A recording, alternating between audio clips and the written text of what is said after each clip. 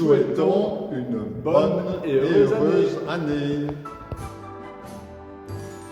J'ignore de quoi demain sera fait, ni ce que nous réserve l'avenir, mais une très très bonne année. Joyeux Noël, je vous souhaite plein de bonnes choses pour cette année, l'année nouvelle et les suivantes. Bonne et heureuse année bénie. Bonjour à toutes et à tous. Pour cette année 2023, je vous souhaite de tutoyer le soleil et de temps en temps de mettre un faux nez à la lune pour sourire un peu. Je vous souhaite aussi de pouvoir traverser ces moments gris ou même parfois noirs en sachant qu'au-delà, tout reprend de plus belle. Belle année 2023. Fraternellement, Pierre-Paul. Chers amis, chers frères et sœurs, pour ce message, je commence par le début de l'Évangile selon Jean. Au commencement était le Verbe, et le Verbe était tourné vers Dieu, et le Verbe était Dieu. Il était, au commencement, tourné vers Dieu. Tout fut par lui, et rien de ce qui fut ne fut sans lui. Il arrive que nous disons ou faisons des choses que nous regrettons par après. On regarde en arrière, on prend conscience du chemin parcouru et on se rend compte que telle décision, tel choix, tel renoncement, tel silence a eu des conséquences plus ou moins malheureuses. Et on se dit, si c'était à refaire, je m'y prendrais sûrement autrement. Sauf qu'en pratique, il est souvent bien difficile de refaire, de reprendre l'histoire de sa vie pour en faire autre chose. Tel n'est pas le cas quand on réalise un tricot. Quand on tricote, lorsqu'on constate une erreur, on peut défaire le travail entrepris jusqu'à l'endroit précis où l'on s'est trompé. J'ai défait ainsi des centaines de mètres de fil de laine. Mais dans la vie, les choses sont autrement plus compliquées. Les fils de notre vie et les fils des autres s'entremêlent. Si bien que quand on veut détricoter une partie de sa propre vie pour recommencer à nouveau, on risque de défaire non seulement ce fil qui est le sien, mais de toucher également au travail des autres. Et c'est pourquoi, sans doute, recommencer, reprendre à neuf ce fil de la vie est si difficile. Alors, bien souvent, on continue. Et nous acceptons que dans le tricot de notre vie, il y a des erreurs ou, pour le dire plus positivement, il y a des variations inattendues, non intentionnelles. Cela n'empêche qu'on peut réaliser un travail tout à fait honorable. Et on peut même, à partir des soi-disant erreurs, décider de continuer le travail un peu différemment. Quand Dieu tricote, parce que oui, Dieu tricote lui aussi, il ne fait pas d'erreur. Le récit de la Genèse témoigne d'un parcours sans faute. Quand Dieu regardait tout ce qu'il avait tricoté, il voyait que c'était bon. Très bon. Et chose étrange, le tricot de Dieu est un tricot à 4 aiguilles. Il y a la main droite et la main gauche de Dieu, mais une fois les bases jetées, la 3e et la 4e aiguille, dirigées par la main des tricoteurs et tricoteuses que nous sommes, reprennent son œuvre magnifique. Et c'est là que des variations par rapport au projet initial sont immanquablement introduites dans le travail.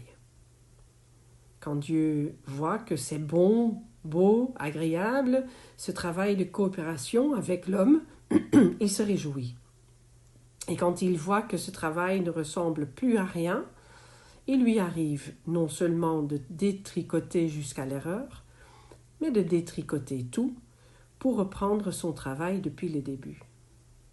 En tout cas, dans la manière dont on va raconter Dieu dans la Bible, c'est cela qui se passe parfois. Pensons par exemple au récit du déluge.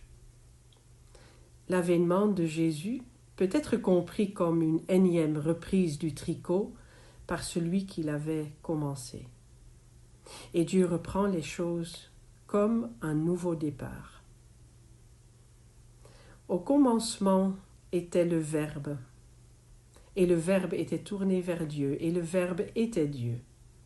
Il était au commencement tourné vers Dieu. Tout fut par lui, et rien de ce qui fut ne fut sans lui. Et cela est important. Rien de ce qui fut ne fut sans lui. C'est dans cette conviction que je vous souhaite de reprendre ou de continuer le tricot de votre vie, qu'elle soit heureuse, qu'elle soit bénie.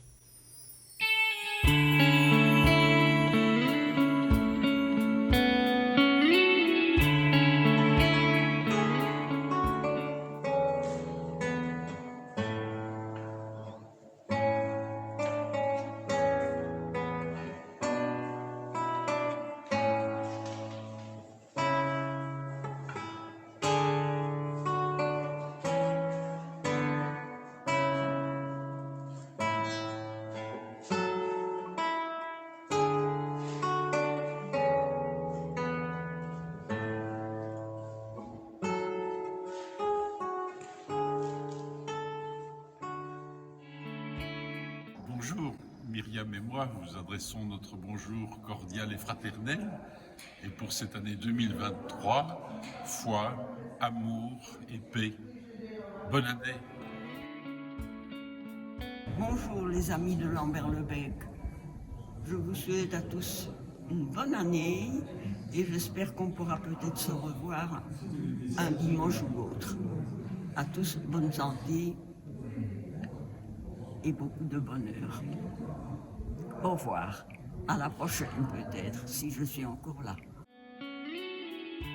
On vous souhaite tous nos meilleurs vœux pour l'année 2023.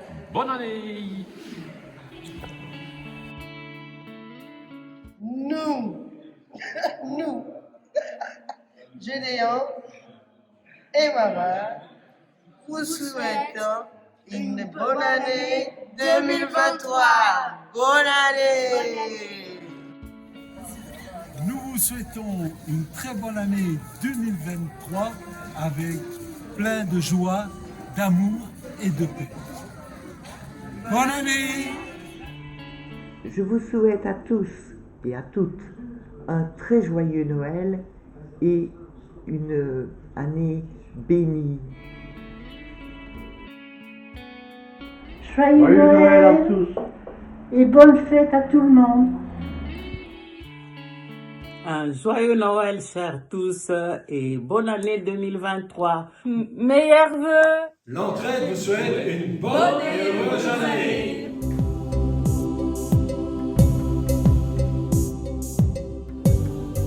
Frères et sœurs de toutes les communautés qui ne fêteront pas les jours de Noël et de Nouvel An, la communauté de Liège Rédemption veut présenter tous ses vœux.